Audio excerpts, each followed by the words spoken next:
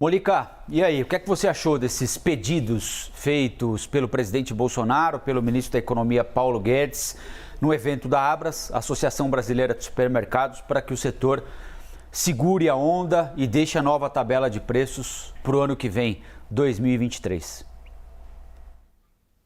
Que fosse tudo tão simples, né?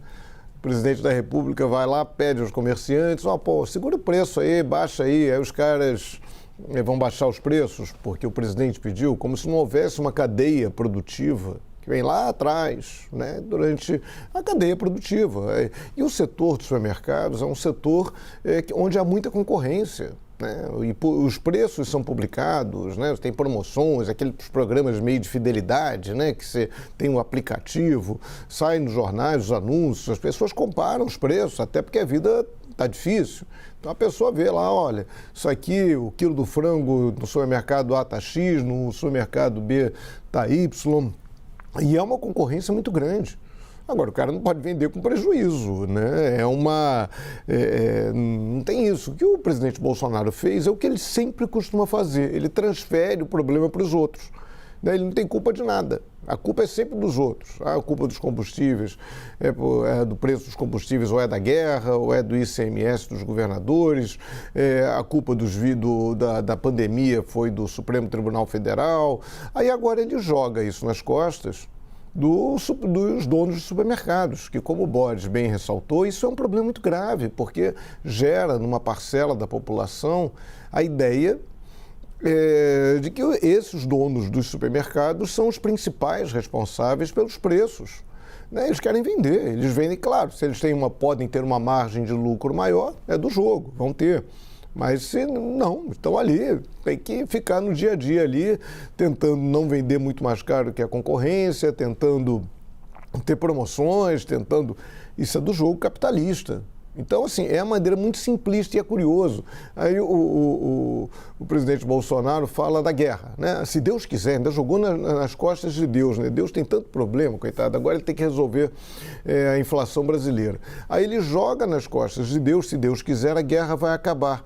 Como se a guerra fosse a única responsável pela inflação. A inflação no ano passado fechou em 10,6%, já fechou com 2 dígitos. Já fechou isso antes da guerra, antes da Rússia invadir a Ucrânia.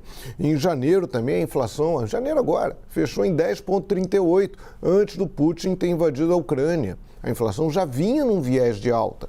Claro que a guerra agrava, tem perspectivas de piorar a situação? Claro que sim.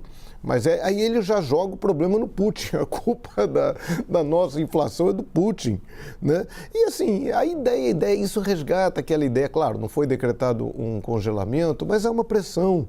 E a gente lembra, né? Quem é mais velho aí lembra dos períodos de congelamento, que não é o caso, não foi proposto, mas é uma situação muito delicada, muito grave, e jogar, mais uma vez, terceirizar essas culpas. Então, pensar mais, não é isso. A culpa dessa inflação não é dos bloqueios feitos em algumas cidades, em alguns estados durante a pandemia. Isso já tem muito tempo. O setor agrícola praticamente não foi afetado por isso. O setor agrícola funcionou normalmente na pandemia, isso já tem bastante tempo, não é da guerra.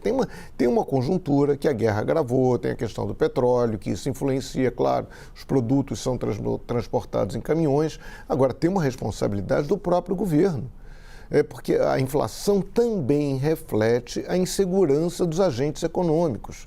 Você fica num país em que o presidente toda hora cria uma crise, que o presidente, numa hora, vai trocar pela 4ª vez o presidente da Petrobras.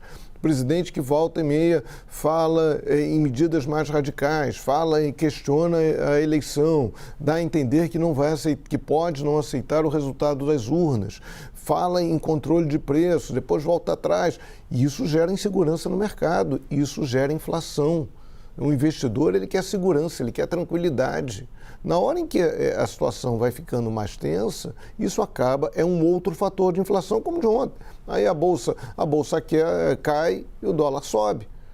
Esse tipo de movimento desastrado né, esse tipo de situação é muito ruim para a economia, acaba se refletindo na inflação. Então, ali, presidente, também torço para que os preços baixem. Tomara que os donos de supermercados continuem, consigam atender o seu apelo, mas é improvável.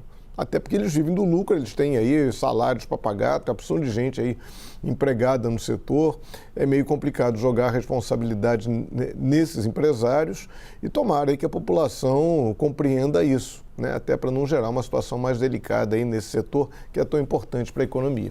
É com vocês. Isso aí. Só lembrando, não é, Stephanie, que agora há pouquinho a Thaís Herédia esteve aqui com a gente para trazer os números do varejo de abril e o acumulado nos 4 primeiros meses do ano, né? E o setor de supermercados e hipermercados é o chamado destaque negativo desse setor de varejo, né? As coisas não estão indo bem para eles, indo bem, na medida do possível, para o setor de tecidos, móveis e eletrodomésticos, né? Supermercados e hipermercados patinaram, segundo o IBGE, no balanço do varejo até abril, que é o último mês com dados disponíveis, né?